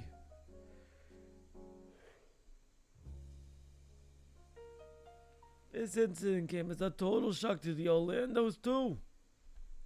As far as I know, all the others were the same. That was probably true. The GDS had investigated them all, but everyone, even the City 23 Orlando brothers and the Shiba Satomi Alliance, had been taken by surprise. The Satomi Alliance reminds me of the Omi Alliance from Yakuza.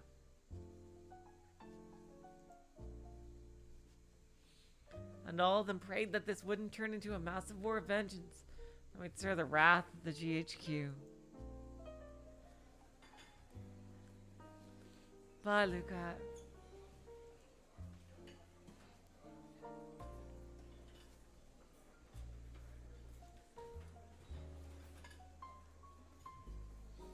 There's no boss as stupid as me in Tokyo. And even I don't feel like being a party to such a troublesome scheme.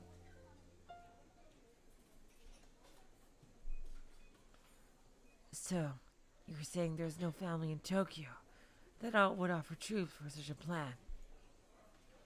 If there is, please let me meet him. I'd like to see which of the two of us is stupider.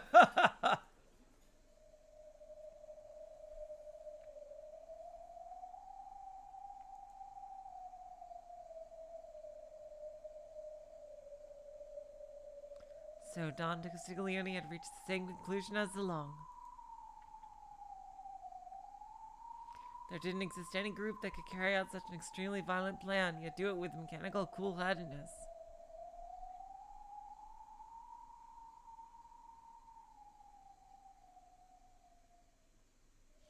They have possessed such a large number of troops, all extremely well trained and capable of moving as a group.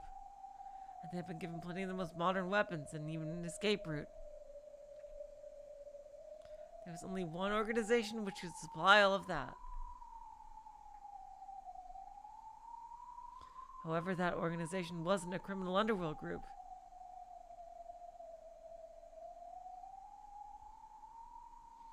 The name of just one organization floated in the back of Zalong's mind. However, that one possibility was limited by the violence and madness that led to the causal involvement of American civilians.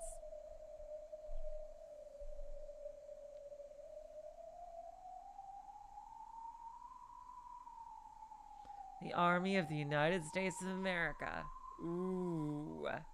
Their GDS has finally cracked the case. God damn it. These chapters seem to be exactly an hour and 40 minutes long. I fucking swear. Let's keep going a bit.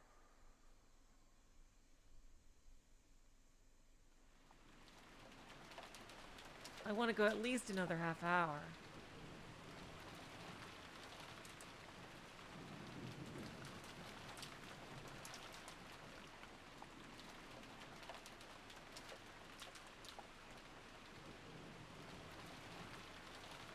As the rain poured down, several GDS men walked up the door staircase of a beat-up Chinatown apartment building, hiding the sound of their footsteps. Communicating only with hand signals, they cautiously approached a certain room.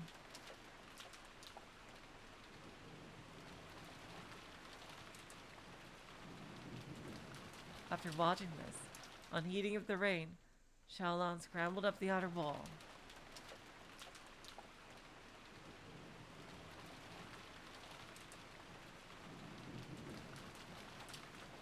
This was neither City 23 nor City 22.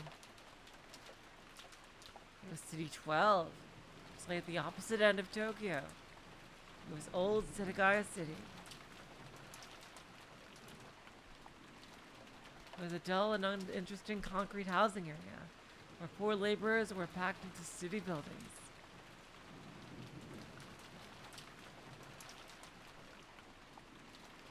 I wish you was the one above here.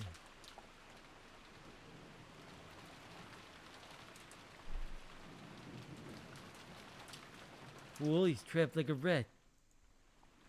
Okay, make absolutely sure he doesn't get away. Oh, who are they talking about?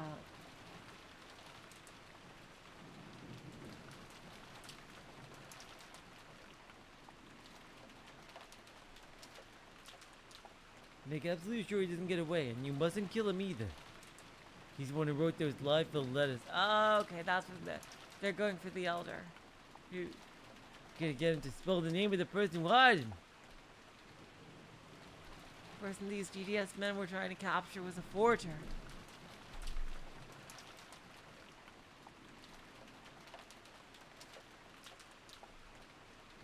In this area, a single piece of paper could earn you drastically different treatment. Skilled forgers were in great demand.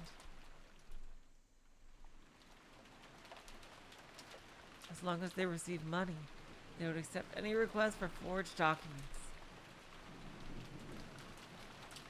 However, they weren't fools.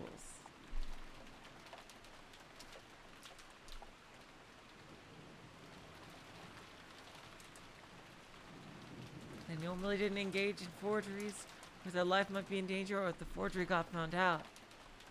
Their life might be in danger if the forgery got found out, sorry. However, reckless people can be found anywhere. There was a certain man who had been tasked by someone with the incredibly dangerous task of forging letters that would frame the GDS.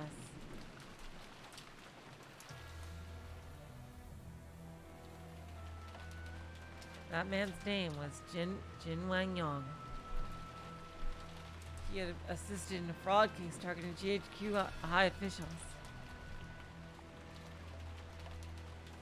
Since there have been some disagreements over how to divide up the money, he wanted to leave Japan. Apparently he had accepted this last, reckless job in exchange for a massive sum of money.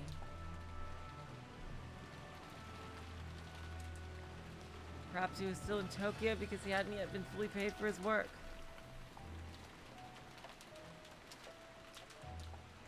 The GDS didn't care about his needs. We needed to capture him as soon as possible and make him confess about the secret letters.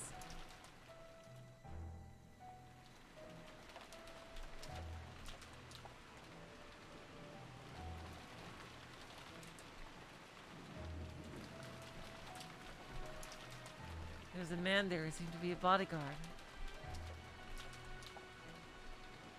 Yes, it looks like Jin was aware of the job he accepted was a dangerous one.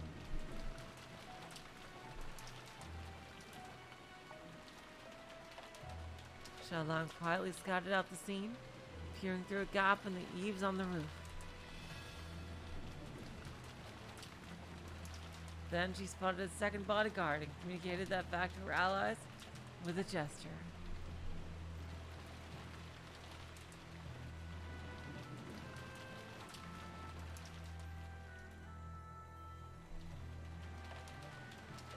The moment we rush in, get them from behind, Xiaolan. Okay, here we go! Dang! Who the hell are you? Where'd you crawl out of?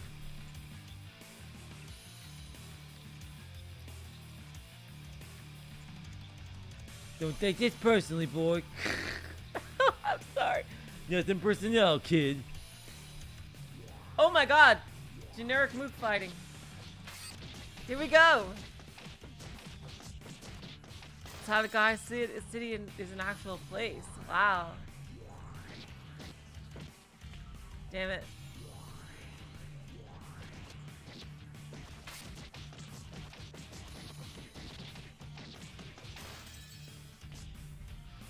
KO! Yay, generic Mook Society for the win! Run, boss! They're after us!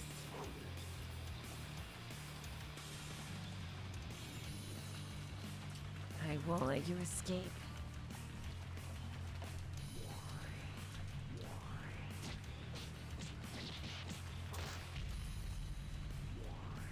Alright, now it's Xiaolan's turn. God damn it, I am getting really... it's always when I click in between the cards. It's always why. You guys suck. No one's better than me. Give it up. Except maybe Meiju and that Leo guy. Maybe. KO,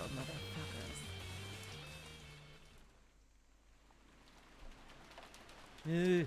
Damn it, how could a little girl beat us? Because this is an anime. I got no time for small fries. What about got business with your employer? The door's locked. Hey, hand over the key. Shh. Don't got a clue where the key is.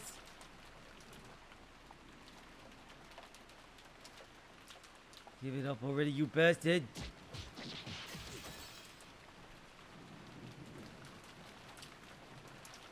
I'll try going around to the window. Before she even finished talking, Xiaolan was scaling the wet outer walls like a monkey. I thought she was a little brat, but she's incredibly useful. Of course. Boss trained her in assassin techniques in the ground up.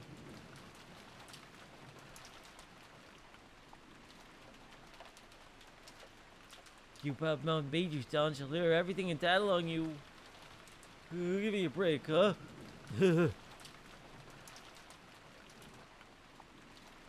She went out along the outer wall, turned the corner, and found a window as expected.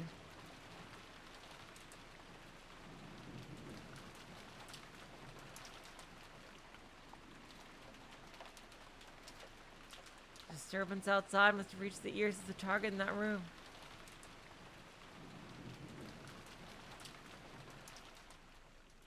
The target, Jin Wang-yong, might have been reckless enough to dream of getting rich quick, but he wasn't a fighter.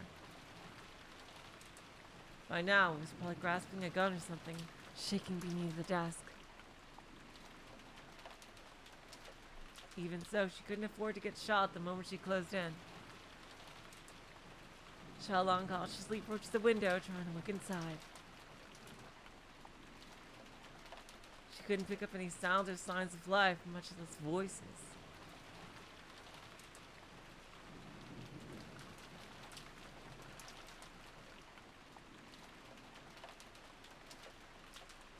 However, she quickly noticed that something was strange. The window glass had cracks in it like a spiderweb. She immediately realized that a bullet had caused this. Xiaolong realized something, violently smashed the glass and jumped inside. Oh god, is somebody dead? It was pitch black inside. Rainwater dripped down from the wall inside the broken window. They hadn't heard a gunshot. The glass must have been broken for some time.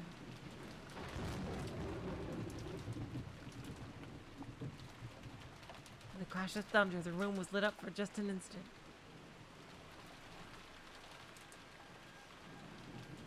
There was a man lying on the floor, shot through the head. Whoa! They tied up loose ends. Damn it. They probably did this to silence him.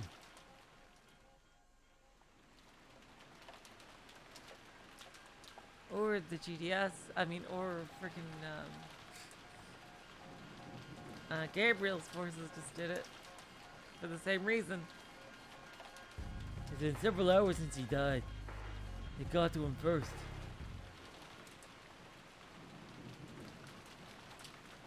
Look for clues, doesn't matter what. Find some proof that this bastard faked those letters to frame us.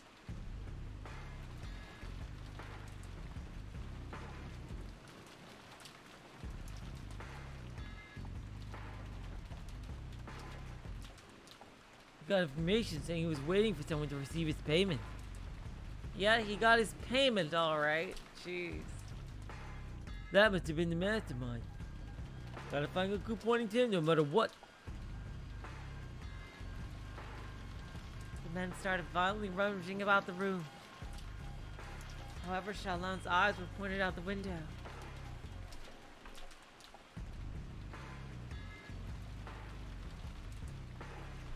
Considering the man's height and the position of the bullet hole in the window, the sniper might have targeted him from the roof of that building across from him.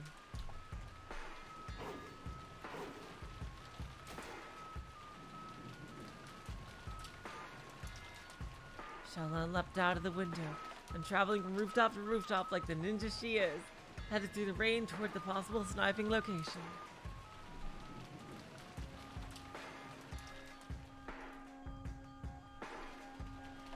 Of course, there was no trace of anyone there.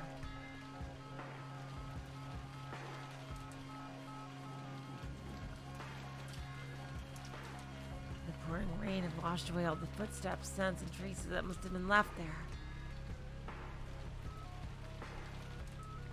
This was a perfect position for which to snipe at that room. It wasn't that far away. No one trained to use a sniper rifle would miss that range.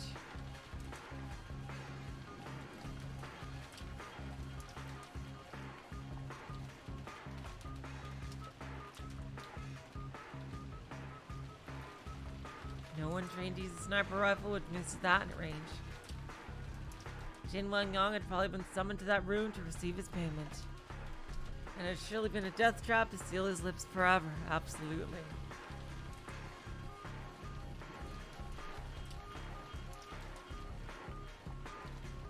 However, this was an unpredictable turn of events.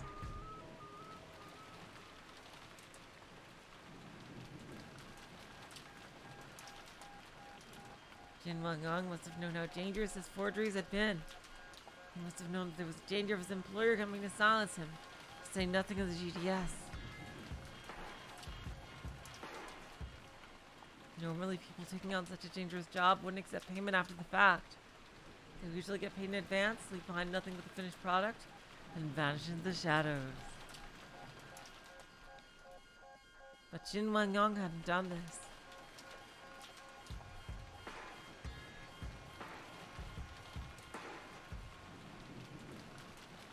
Why? Was it because he didn't realize how dangerous his forgeries were? That was impossible. They contained plans by the GDS and Bang to assassinate Primavera VIPs. It was hard to imagine the very person who forged them, not understanding how dangerous they were. And why?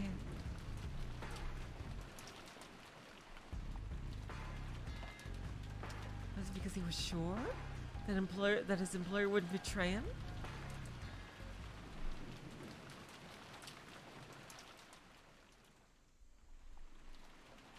It was hard for Shalon to reason it out any further in her head.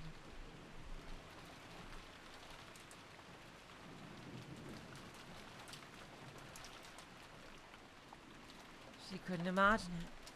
She couldn't imagine that the one who made the request was an officer of the occupying forces.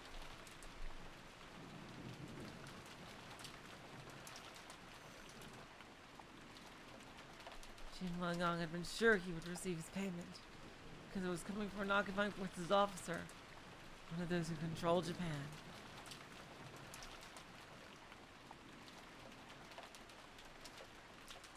Jin Wang-yong had been sure he would receive his payment. It was coming out from the occupying forces officer, one of those who control Japan. Gabriel's skill with words had ensnared Jin Wang-yong just like it has everybody except Rose.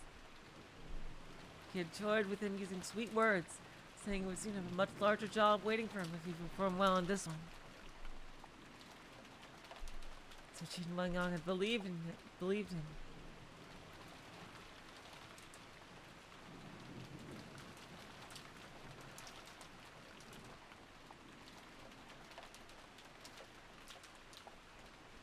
He had trusted the position of a public order officer in the occupying forces. Oh my god. A result screen out in the middle of nowhere. Okay.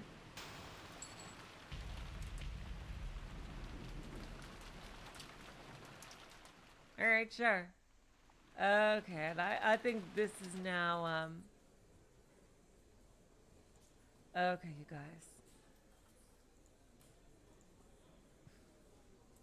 I'll just read this one line of Butler's because I know it's going to start off in the next one, but I think this is a good spot for today. Pardon me, it seems the forger has been dealt with. Here we go. Let's save here. As it plays the Caleb theme. Okay, you guys. Oh god, things are just going from bad to worse for everybody in Primavera, aren't they? It doesn't, like, Rose and Alan. Alan seems to be slightly recovering, but Rose, dang, she is out of commission. As I think, and Leo is nowhere in sight. Oh god, what are they gonna fucking do? Seriously, you guys. Alright, we'll continue this on Friday. I really can't wait to see what's gonna happen. At least the GDS seems to be picking up the trail of what's actually happening, while Primavera just buying into what Gabriel's saying wholeheartedly. Like, damn. Thank God, like, Alan survived and was, like, if it wasn't for Alan, like, they would have totally bought into everything as well. They would have been totally fucking screwed. Okay, you guys. Until next time, I will say, and I'll change the fucking topic title, video title again, because Gene still didn't show up. Wow, I can't believe Gene is gonna show up so late in the fucking game and take everything over. Let's see, what should I call this? What should I call this video? Let's see.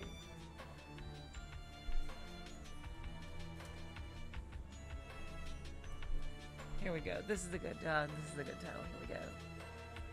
Alright, so until next time, I will say, so long, farewell, Lovely to saying good night. You're all the sweetest of hearts. See ya.